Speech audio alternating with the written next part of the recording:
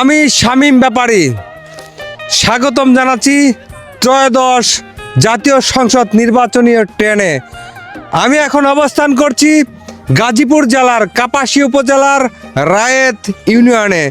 গাজীপুর ৪ কাপাসিয়া আসনের মনোনীত যে সমস্ত প্রার্থী রয়েছেন তাদের মধ্যে বাংলাদেশ জাতীয়তাবাদী দল বিএনপি প্রতীকে এখান থেকে নির্বাচন করছেন, কাপাসিয়া থেকে নির্বাচন করছেন শাহরিয়াজুল হান্নান দানের শীষ প্রতীক। এখান থেকে নির্বাচন করছেন প্রতিদ্বন্দ্বী হিসাবে জামাতে ইসলামের মনোনীত প্রার্থী সালাউদ্দিন আইয়ুবী। আমরা যতদূর জানি এবং যতদূর আমরা জরিপে দেখেছি, দুটি দল হাড্ডাহাড্ডি লড়াইয়ে মাঠে ঘাটে চষে বেড়াচ্ছে।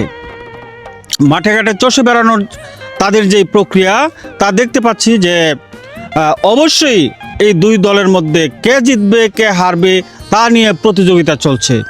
সেই প্রতিযোগিতার অংশ বিশেষ আমরা মনে করছি যে কোনো একটি দল দেশের জন্য কাজ করবে, সেই দলকেই আমাদের সমর্থন করা উচিত। এখানে ধানের শীষ এবং দাঁড়িপাল্লা এই দুইটার জরিপে যদি আমরা চলে যাই তাহলে কোথাও গেলে দেখা যাচ্ছে যে ধানের শীষ এগিয়ে আছে, আবার কোথাও দেখা যাচ্ছে যে দাঁড়িপাল্লা এগিয়ে আছে।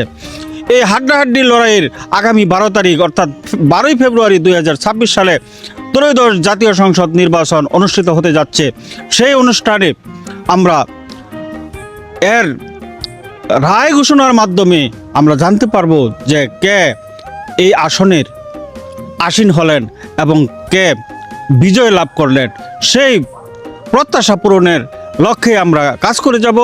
আশা রাখছি আপনারা আমাদের সাথে থাকবেন। আমি মোহাম্মদ হাবিবুর রহমান, শাপলা টিভি সম্পাদক ও প্রকাশক। ধন্যবাদ হাবিবুর রহমান ভাই, শাপলা টিভির কর্ণধার। তার মাধ্যমে আপনারা কাপাসিয়াতে বিভিন্ন ঘটনার বিস্তারিত জানতে পারেন এবং দেখতে পারেন। যেহেতু হাড্ডাহাড্ডি লড়াই হবে ধানের শীষ এবং দাঁড়িপাল্লা, আসলে সমানে সমান যেন বহমান এই অঞ্চলে, কিন্তু ইতিহাস বিশ্লেষণ করলে দেখা যায় এইখান থেকে ধানের শীষের প্রতীকের ব্যাপক জনসমর্থন রয়েছে। তবে পিছিয়েও নেই দাঁড়িপাল্লার যে প্রতীক পেয়েছেন সালাউদ্দিন আইয়ুবী।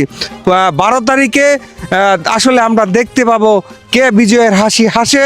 তবে সকলেরই প্রত্যাশা একটাই, এই কাপাসিয়াতে 12 তারিখে সবাই যেন যোগ্য নেতাকে নির্বাচন করে এবং কাপাসিয়ার উন্নয়ন সেই প্রার্থী যেন তুলে ধরে। শামীম ব্যাপারী, ভালো লাগলে অবশ্যই লাইক কমেন্ট শেয়ার আশা করি।